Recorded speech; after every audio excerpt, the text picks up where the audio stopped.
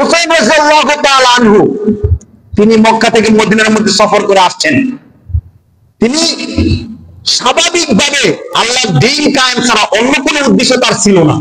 তিনি যেহেতু নবী সাল্লাল্লাহু আলাইহি ওয়াসাল্লামের নাতি ছিলেন, তিনি তো চাইবেন রাসূলুল্লাহ যেভাবে জীবন বাজি রেখে দিনের কাজ করছেন, আমিও জীবন বাজি রেখে সেভাবে দিনের কাজ করবো। স্বাভাবিক। যদিও ইয়াজিদের বাহিনী অনেক বিশাল, ইয়াজিদের ক্ষমতা অনেক বেশি, কিন্তু বাহিনী ক্ষমতা এগুলোর সামনে তো মুসলমান কখনো ভয় পায় না। ভয় পায়? পায় না। আমাদের বদরের ইতিহাস আছে, শুধুমাত্র 313 জন কিভাবে বিজয় ছিনিয়ে আনছে। প্রতিটা জিহাদের মধ্যে মুসলমানদের জনসংখ্যা, অস্ত্র শস্ত্র সবকিছু কম থাকা সত্ত্বেও বিজয় দান করছিলেন কে? আল্লাহ। হুসাইন রাদিয়াল্লাহু তাআলা আনহু তিনি তখন মদিনায় অবস্থান করতেছিলেন। মদিনায় যে সকল সাহাবায়ে কেরাম ছিলেন তারা বললেন যে আপনি কুফায় যাবেন না। যদি আপনি কুফায় যান তাহলে কুফার লোকেরা যদি এখন আপনার পক্ষে চিঠি পাঠাচ্ছে বা অনেক কিছু বলতেছে, আমাদের বিশ্বাস হয় না যে তারা আপনার পক্ষ নেই। কারণ আমরা জানি আপনার পিতা আল্লাহ রাসূলের প্রিয় একজন ব্যক্তি আলী রাদিয়াল্লাহু তাআলা আনহুকে তারা কুফায় হত্যা করছিল। অতএব কুফাকে আমরা আর বিশ্বাস করতে পারি না। আপনি যতদিন মক্কা মদিনায় থাকবেন ততদিন নিরাপদ। কিন্তু কুফা থেকে হযরত হুসাইন রাদিয়াল্লাহু তাআলা আনহুর কাছে এত বেশি চিঠি আসছিল। চিঠি কি আসছিল, চিঠির মধ্যে কি লিখতেছিল? তারিখে কবরের মধ্যে আসছে যে চিঠির মধ্যে তারা লিখতেছিল যে আপনি শুধুমাত্র আমাদের এলাকার মধ্যে আসেন, যদি আপনি আসেন নুবাইয়ুকা, আমরা আপনার হাতে বাইয়াত হব, ওয়া নাকুনু তাহতা তাআতিকা, এবং আপনার আনুগত্য মেনে নেব, ইয়াজিদের আনুগত্য আমরা মানব না। এত বিশাল একটা অঞ্চলের লোক তারা যদি বলে যে আমরা ইয়াজিদের আনুগত্য মানবো না, আপনার আনুগত্য মানবো, তাহলে যেতে হয়। আর কোন ক্ষেত্রে যদি বেশি পুরাপুরি করা হয় তখন মনে হচ্ছে যে তাদের কথাটা রাখি, তারা তো নবীর কারণে আমাকে সম্মান দিচ্ছে, তো আমি যদি তাদের কথাটা না রাখি সম্মানটা রইল কই? হযরত হুসাইন রাদিয়াল্লাহু তাআলা আনহু কুফায় যাওয়ার জন্য সংকল্প করলেন, নিয়ত করলেন যে আমি কুফায় যাব। তবে কিছু কিছু সাহাবীর পরামর্শে যে আপনি বাস্তবতা যাচাই করার জন্য কোন একজন ব্যক্তিকে পাঠান, বাস্তবে কুফার অবস্থাটা কি আগে বুঝেন। এই জন্য হযরত হুসাইন রাদিয়াল্লাহু তাআলা আনহু তার আপন চাচাতো ভাই মুসলিম ইবনে আকিলকে কুফার মধ্যে প্রেরণ করলেন যে দেখো কুফার অবস্থাটা কি।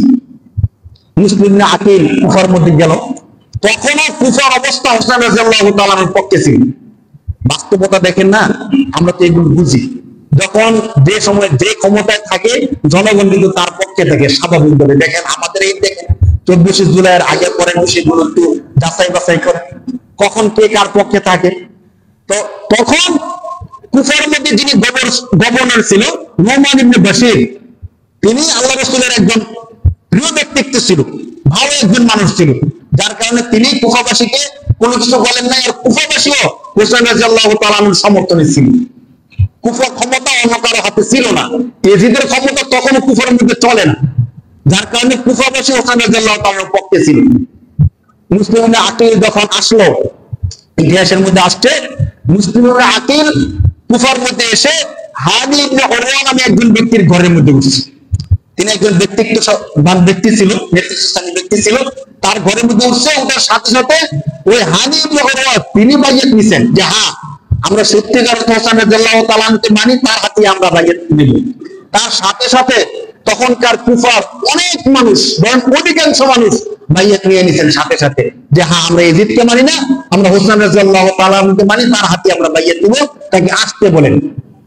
যখন মুসলিমরা আকিল দেখলেন যে কুফাবাসী হুসাইন রাদিয়াল্লাহু তাআলার পক্ষে সবকিছু ঠিকঠাক আছে, তখন তিনি সাথে সাথে একজন ব্যক্তি পাঠিয়ে দিলেন যে হ্যাঁ কুফা সব ঠিকঠাক আছে, আপনি আসতে পারেন। আর তখন তো যোগাযোগের উন্নত মাধ্যম ছিল না, ব্যক্তি বাই ব্যক্তি ছিল। আর কুফা থেকে মদিনাতে অনেক দূরবর্তী অঞ্চল ছিল। এদিকে ইয়াজিদ যখন এই সংবাদ শুনলো যে কুফাবাসী সবাই হোসাইনের পক্ষে এবং হোসাইন কুফার দিকে আসতেছে কুফার নেতৃত্ব নেওয়ার জন্য, ইয়াজিদের মাথা ঠিক আছে বলেন? সে তো জানে যে কুফা যদি এত বিশাল অঞ্চল তার বিপক্ষে চলে যায় তাহলে তার ক্ষমতা আর থাকবে না। ইয়াজিদ কি করা যায়? সাথে সাথে একজন তার স্বৈরাচার একজন গভর্নর ছিল ইবনে জিয়াদ, সে খুব জেদি আগে একজন গভর্নর ছিল, যা চাইতো তাই করে ফেলতো।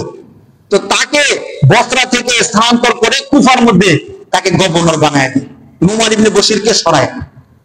ইবনে জিয়াদ যখন কুফার গভর্নর হয়, এখানে বিশাল ইতিহাস আছে, বলতে গেলে সময় বেশি চলে যাবে, আমি সংক্ষিপ্ত বলার চেষ্টা করতেছি। তো ইবনে জিয়াদ যখন কুফার গভর্নর হয়, তখন কুফার অবস্থা আবার বদলায় যায়। কারণ এখন যে গভর্নর সে হলো এজিদের লোক। এখন ক্ষমতায় কে কুফায়? এজিদ। স্বাভাবিকভাবে যার গভর্নর, যার এমপি, তারই তো ক্ষমতা। তো গভর্নর যেহেতু এজিদের, স্বাভাবিকভাবে কুফার অবস্থা বদলায় যায়। কেন বদলায় যায়? কারণ এজিদ ক্ষমতা, কুফার ক্ষমতা নেওয়ার সাথে সাথে ওই যে মুসলিমরা আকিল যার ঘরের মধ্যে অবস্থান করছিল, হানি ইবনে উরওয়া, তাকে বন্দী করে নিয়ে এসে হত্যা করে ফেলে, মানুষকে ভয় দেখানোর জন্য। শুধু তাকে না, তাকে যখন বন্দী করে হত্যা করে ফেলে, মুসলিমরা আকিল যিনি ছিলেন, তিনি কুফার জনগণকে নিয়ে প্রতিবাদ করার জন্য গেছেন। কিন্তু তিনি যখন প্রতিবাদ করতে যায়, তখন মানুষকে বুঝানো শুরু করে দিচ্ছে যে দেখো, এখানে ক্ষমতা হলো এজিদের, এখন তোমরা যদি মুসলিমরা আকিলের পক্ষ নয়, তোমরা সবাই মারা যাইবে। অতএব শুধু শুধু এজিদের বিপক্ষে গিয়া হুসেনের পক্ষ নিয়ে আর লাভ নেই। এই কথা শুনে কুফার জনগণ মুসলিমরা আকিল থেকে দূরে সরে গেছে। তিনি যখন পেছনে তাকাইছেন, তাকায় দেখেন যে তার সাথে যারা আইসিবি প্রতিবাদ করার জন্য, তারা সবাই চলে গেছে।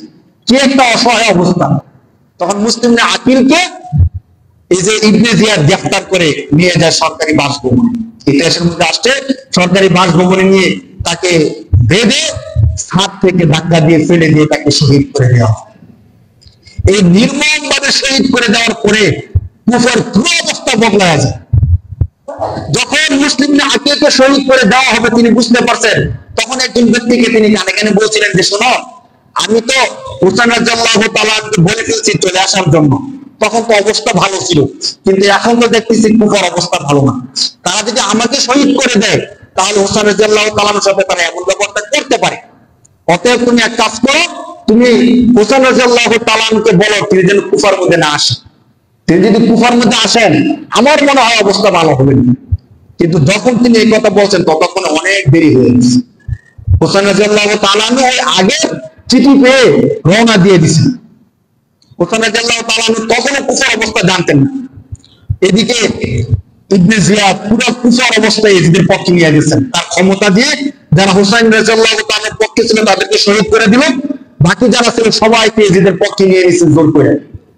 যখন এজিদের পক্ষে নিয়ে নিছেন, তিনি খবর পাইলেন হুসাইন রাদিয়াল্লাহু তাআলা রাস্তায় আছেন। তখন ইবনে জিয়াদ চাইলো যে হুসাইন যেন কুফার মধ্যে আসতে না পারে। কুফায় যদি এসে যায়, তখন তো কুফার অনেক জনগণ তার পক্ষ নিয়ে নিবে। তখন ইবনে জিয়াদ চাইলো যে কুফায় আসার আগেই হুসাইনকে কোনোভাবে কিছু করা যায় কিনা। তখন ইবনে সাদের নেতৃত্বে একটা সেনাবাহিনী পাঠায় দিয়েছে ইবনে জিয়াদ। হুসাইন রাদিয়াল্লাহু তাআলা কুফার অবস্থা না জানার কারণে তিনি রওনা দিয়ে আসতে আসতে ৯ মুহররম রাত্রিবেলা তিনি কারবালার প্রান্তরে এসে উপস্থিত হন। সে প্রান্তরে তিনি অবস্থান করেন রাত্রিবেলা। সকালবেলা কারবালার ময়দান ১০ই মুহররম। ৯ মুহররম রাত্রে আসেন, আর ১০ই মুহররম সকালবেলা তিনি কারবালার ময়দানে এমত অবস্থায়, যখন ইবনে জিয়াদের সেনাবাহিনী, ইবনে সাদের যে নেতৃত্বে বাহিনী আসছে, ওই বাহিনী হযরত হুসাইন রাদিয়াল্লাহু তাআলা আনহুকে বাধা দেয় যে আপনি আর সামনে যেতে পারবেন। যে জায়গার মধ্যে বাধা দেয়, ওই জায়গাটার নাম ছিল কারবালা। ওই জায়গার নাম কি ছিল ভাই? কারবালা। তখনও তো মানুষ ইতিহাস জানতো না যে কারবালার মধ্যে একটা মর্মান্তিক ঘটনা ঘটে যাবে। এখানে বাধা দেয়। এই বাহিনীর মধ্যে যারা ছিল ইবনে জিয়াদের যে সেনাবাহিনী, এই সেনাবাহিনীর লোকেরা তখনও প্রথম মনে করে নাই যে হুসাইন রাদিয়াল্লাহু তাআলা আনহুকে তারা শহীদ করে দিবে। যার কারণে অনেকে তখনও হুসাইন রাদিয়াল্লাহু তাআলা আনহুর পক্ষে ছিল। হুসাইন রাদিয়াল্লাহু তাআলা আনহুকে তারা বাধা দিয়ে রাখলো, হুসাইন রাদিয়াল্লাহু তাআলা আনহুকে তারা যেতে দিল না। এবং ইবনে জিয়াদের আদেশ ছিল যে কোনো ভাবে যেন তাকে বাধা দিয়ে সেখানে বন্দী করে রাখা হয়, তাকে যেন সামনে আসতে দেওয়া না হয়। তখনও হুসাইন রাদিয়াল্লাহু তাআলা আনহুকে শহীদ করার জন্য, হত্যা করার জন্য কোনো আদেশ ছিল না। কিন্তু পরিস্থিতি আস্তে আস্তে গোয়াটে হতে থাকে। যখন হুসাইন রাদিয়াল্লাহু তাআলা আনহু তাদের কোন প্রস্তাব মেনে নিতে রাজি হন নাই, হুসাইন রাদিয়াল্লাহু তাআলা আনহুকে প্রস্তাব করা হয়েছিল যে আপনি যদি ইয়াজিদের নেতৃত্ব মেনে নেন, আপনাকে ছেড়ে দেওয়া হবে, অথবা আপনাকে মুক্তি দেওয়া হবে, আপনাকে খুশি মনে কিছু করতে দেওয়া হবে। কিন্তু হুসাইন রাদিয়াল্লাহু তাআলা বলছেন অসম্ভব, কোনোভাবে ইয়াজিদের নেতৃত্ব মেনে নেওয়া আমার দ্বারা সম্ভব না, আমি ইয়াজিদের নেতৃত্ব মানতে পারবো। ইতিহাসের মধ্যে আসছে তখন ইবনে জিয়াদের বাহিনী হুসাইন রাদিয়াল্লাহু তাআলা সবকিছু অবরোধ করে ফেলেন। এমনকি ফুরাত নদীর তীরে তারা ছিলেন, সেখান থেকে পানি পর্যন্ত পান করতে দেওয়া হয়নি। ইতিহাসের মধ্যে আসছে মুইয়াতুল মা, তাদেরকে পানি পান করতে নিষেধ করা হচ্ছে, অথচ হাত্তা সারাবাতিল রুহস ওয়া তিয়ার, পাখি এবং হিংস্র প্রাণীরা পানি পান করতে পারে, কিন্তু হুসাইন রাদিয়াল্লাহু তাআলা আনহুর যে সদস্যরা ছিল তাদেরকেও পানি পান করতে পারত না। এমন পরিস্থিতির মধ্যে তাদেরকে ঠেলে দেওয়া হয়েছে। সর্বশেষ হুসাইন রাদিয়াল্লাহু তাআলা আনহু যখন দেখলেন যে না, তারা তাকে ছাড়বে না, এখানে একটা সমাধান তারা করতে চায়, তখন হুসাইন রাদিয়াল্লাহু তাআলা আনহু তাদেরকে 3টা প্রস্তাব দেন যে আমি তোমাদেরকে 3টা প্রস্তাব দিচ্ছি, 3টা প্রস্তাবের যে কোনো একটা প্রস্তাব মেনে নাও। 1 নম্বর প্রস্তাব, হয়তো তোমরা আমার সাথে বিরোধিতা না করে আমাকে সরাসরি ইয়াজিদের কাছে যেতে দাও, আমি ইয়াজিদের কাছে যাব, তার সাথে আমি বোঝাপড়া করব, কি করব না করব, আমি কি বায়াত নিব কি নিব না যে আমি ইয়াজিদের সাথে বুঝবি, আমাকে ইয়াজিদের কাছে যেতে দাও। অথবা তোমরা আমাকে কোন সীমান্ত এলাকায় চলে যেতে দাও, সীমান্ত এলাকায় গিয়ে আমি সেখানে বসবাস করব, আমি তোমাদের ইয়াজিদের এলাকায় প্রবেশ করব না, অথবা আমাকে আমার বাড়িতে ফিরে যেতে দাও। এই 3 প্রস্তাবের কোন প্রস্তাব তখন ইবনে জিয়াদের যে বাহিনী ছিল এই বাহিনী মানেনি। ইবনে জিয়াদ যদি মনে করছিল যে মানা যায়, যেহেতু রক্তকরী সংঘর্ষে এড়িয়ে চলা যাবে, কিন্তু ওই দলের মধ্যে ছিল সীমার। কে ছিল? সীমার ইবনে জিয়াদকে বলল যে শোনেন, আপনি জানেন যে হোসেন রাদিয়াল্লাহু তাআলা আনহু ইয়াজিদের সবচেয়ে বড় বিরোধী পক্ষ, আপনি এমন বড় একটা শিকার হাতে নিয়ে ছেড়ে দিবেন, আর কি তাকে পাবেন? আর তো তাকে পাবেন না। আর এই মুহূর্তে যদি আপনি হোসেন রাদিয়াল্লাহু তাআলা আনহুর কোনো একটা ক্ষতি করে দিতে পারেন, ইয়াজিদের কাছে আপনি বড় একটা পুরস্কার পেয়ে যাবেন। অতএব আপনার উচিত এই শিকারকে হাতে পেয়ে না ছাড়া, আপনি তার প্রস্তাব মানবেন না, বরং তাকে হত্যা করে ফেলেন। এই সীমারের কথা শুনে ইবনে জিয়াদ তখন জিহাদের ঘোষণা দিয়ে দিলেন। হোসেন রাদিয়াল্লাহু তাআলা আনহু জিহাদের জন্য প্রস্তুতি নিলেন এবং কারবালার ময়দানে 10 মুহররম বিশাল যুদ্ধ সংঘটিত হয়। এদিকে ছিল হোসেন রাদিয়াল্লাহু তাআলা আনহু এবং তার পরিবার 72 কি 75 জন ব্যক্তি, আর ইবনে জিয়াদের সেনাবাহিনীর মধ্যে 30,000-এর মতো সৈনিক ছিল। এই সকলের বিরুদ্ধে হোসেন রাদিয়াল্লাহু তাআলা আনহু এবং তার পরিবার দীর্ঘ সময় জিহাদ করছে। ইতিহাসের মধ্যে আসছে যে হোসেন রাদিয়াল্লাহু তাআলা আনহু যখন লড়াই করতেছিল, মনে হচ্ছিল যে 1000 ব্যক্তি একা লড়াই করতেছিল। সুবহানাল্লাহ, এত পাওয়ার ছিল হোসেন রাদিয়াল্লাহু তাআলা আনহু। কিন্তু তিনি তো প্রায় শূন্য ব্যক্তি নিয়ে আসছিলেন, জিহাদের জন্য আসছিলেন না, শুধুমাত্র কাফেলা যাচ্ছিল। যখন জিহাদ শুরু হবে তখন হোসেন রাদিয়াল্লাহু তাআলা আনহু কুফার লোকদেরকে বলছিল যে শোনো, আমি তো এমনি এমনি আসি নাই, তোমরা আমাকে দাওয়াত করে নিয়ে আসছো, আমি মেহমান হিসেবে আসছি, তোমরা দাওয়াত করে নিয়ে আসছে, এখন মেহমানের সাথে কি আচরণ করতেছো? তোমরা কি আমাকে চিঠি দাও নাই আসার জন্য? তিনি গোত্রের নাম ধরে ধরে বলতেছিলেন, অমুক গোত্র থেকে কি আমার কাছে চিঠি আসে নাই? অমুক গোত্র কি বলে নাই যে আমি আসতে তোমরা আমার হাতে বাইয়াত হবো? আজকে কেন তোমরা গাদ্দারি করতেছো? তারা কোন কথা শুনে নাই। তারা ইয়াজিদের যে বাহিনী তাদের পক্ষ নিল, হোসেন রাদিয়াল্লাহু তাআলা আনহুকে সপরিবারে শহীদ করে দিল। হোসেন রাদিয়াল্লাহু তাআলা যখন জিহাদ করতে ক্লান্ত হয়ে বসে গেছেন, তখনও ইয়াজিদের বাহিনীর কেউ তার কল্লা কাটবে এমন সাহস হচ্ছিল না। তখন সীমার আদেশ করলো যে তোমরা চেয়ে কি দেখতেছো, এখনো তার কল্লা কাটতেছো না কেন? সিনান এবং অন্য একজন ব্যক্তি গিয়ে হোসেন রাদিয়াল্লাহু তাআলা আনহুর কল্লাটা কেটে নিয়ে আসে। মর্মান্তিক ভাবে হোসেন রাদিয়াল্লাহু তাআলা আনহুকে শহীদ করে দিল। অথচ আল্লাহ রাসূল সাল্লাল্লাহু আলাইহি ওয়াসাল্লাম যার ব্যাপারে বলছেন, আল হুসাইন আল হাসান ওয়াল হুসাইন সাইয়্যিদা শাবাবি আহলিল জান্নাহ, আমরা খুতবার মধ্যে পড়ি দেখবেন, হাসান এবং হুসাইন এমন ব্যক্তি যারা জান্নাতের যুবকদের সর্দার। সুবহানাল্লাহ, এমন ব্যক্তিকে শহীদ করে দিচ্ছে, তাদের একটু কলিজাও কাঁপে না। মর্মান্তিক ভাবে হোসেন রাদিয়াল্লাহু তাআলা আনহুকে কারবালার ময়দানে এনে শহীদ করে দেওয়া হয়। পরে তার লাশ তো আর নেয় নাই, শুধু কল্লাটা মাথাটা কুফায় নেয়। কুফায় থেকে ইয়াজিদের কাছে নিয়ে যাওয়া হয়। নিয়ে যাওয়ার পরে ইতিহাসের মধ্যে এতটুকু আসছে যে প্রথম তো ইয়াজিদ উদ্ধত ব্যবহার করছে, পরবর্তীতে বলছিল যে হোসেন রাদিয়াল্লাহু তাআলা আনহুকে শহীদ করে দেওয়া হোক, আমি এই মুহূর্তে চাইনি, আমি চাইছিলাম শুধু তাকে আটক করার জন্য, বন্দী করার জন্য। কিন্তু ইতিহাস তো এই কথা বলে, তুমি চাও অথবা না চাও, তোমার আদেশে বা তোমার কারণে হোসেন রাদিয়াল্লাহু তাআলা আনহুকে শহীদ করা হয়েছে। অতএব এই ঘটনা থেকে ইয়াজিদ কখনো মুক্ত হতে পারে না। এই ঘটনার যে দায়, এই দায় কাকে নিতে হবে? ইয়াজিদকেও নিতে হবে। যদিও হত্যার মধ্যে ইয়াজিদ ছিল না, ছিল ইবনে জিয়াদ, সীমার, সিনান, কিন্তু তারা তো গেছে কার আদেশে? ইয়াজিদের আদেশে। অতএব এই দায় কার? ইয়াজিদের হয়। এই কাজটা ঠিক হয় নাই। এই উদ্যত আচরণগুলো করার কারণে সে বেশি দিন ক্ষমতায় থাকতে পারেনি। অল্প কিছুদিন পরেই সে মৃত্যুবরণ করে। সে মৃত্যুবরণ করার পরে তার যে ছেলে মুআবিয়া ইবনে ইয়াজিদ সে ক্ষমতায় আসে। সে মাত্র 2 মাস অথবা 3 মাস ক্ষমতায় থাকার পরে সে বলে, আমি এমন ক্ষমতা নিতে রাজি না যে ক্ষমতার মধ্যে হোসেন রাদিয়াল্লাহু তাআলা রক্ত লেগে আছে, আমি এই ক্ষমতা থাকতে রাজি না। তখন তিনিও ক্ষমতা ছেড়ে দেন। এমন ভাবে ইয়াজিদের যে বংশ, সে বংশ এখানে শেষ হয়ে যায়, তারা আর কোনদিন ক্ষমতা আসতে পারে না। এই যে ঘটনা হোসেন রাদিয়াল্লাহু তাআলা নতনা হওয়া, ইয়াজিদের বিশাল বাহিনীর সামনে দাঁড়িয়ে জিহাদ করা, এটাও প্রমাণ করে যে মুসলমান সত্যিকার মুসলিম কোনদিন কাফের বাতিলের সামনে মাথা নত করে না। ঠিক কিনা বলেন? যদি মুসলমান পৃথিবীর মধ্যে একজনও থাকে, হোসেন রাদিয়াল্লাহু তাআলা এই কথাটাই প্রমাণ করতেন যে মুসলমান যদি একজন থাকে, এরপরে হাজার হাজার বাতিলের সামনে তারা মাথা নত করতে পারে না। কিন্তু দুঃখের বিষয় হলো ইয়াজিদের ইতিহাস, ইয়াজিদের যে বংশ তখনই কিন্তু শেষ। ইয়াজিদের বংশ পরে আর ক্ষমতা আসতে পারে নাই। মানুষের বদদোয়া, সারা বিশ্ব তখন বিদ্রোহের আগুন জ্বলে উঠে যে রাসূলুল্লাহর নাতিকে তারা শহীদ করে দিয়েছে, তাদেরকে আমরা আর ক্ষমতা দেখতে চাই না। তখন তারা এমনি ক্ষমতা থেকে বিতাড়িত হয়ে যায়, তাদের বংশের আর অস্তিত্ব থাকে না, পরিবারের আর অস্তিত্ব থাকে না।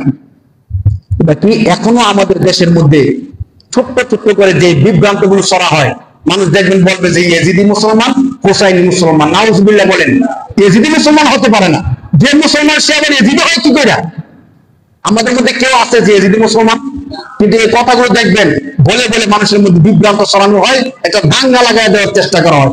ইয়াজিদ যে বর্বর কাজ করছে, এই বর্বর কাজের তো কেউ সমর্থনই করতে পারে না। এজন্য আমরা এই কথাগুলো মানবো না। ইয়াজিদের ইতিহাস সেখানেই শেষ। আমরা হোসেন রাদিয়াল্লাহু তাআলাকে ভালোবাসি, আমরা তার ভক্ত, তা ঠিক আছে। এজন্য আমরা হোসাইনি মুসলমান, আমরা ইয়াজিদি মুসলমান এমন কথা আমরা কেউ বিশ্বাস করবো না। হোসাইনি মুসলমান হলে আমাদের নবী কি জিজ্ঞেস করলো? আমরা কি মুহাম্মদি মুসলমান হতে পারি না? হোসেন রাদিয়াল্লাহু তাআলা থেকে আরো বড় মুহাম্মদ সাল্লাল্লাহু আলাইহি ওয়াসাল্লাম।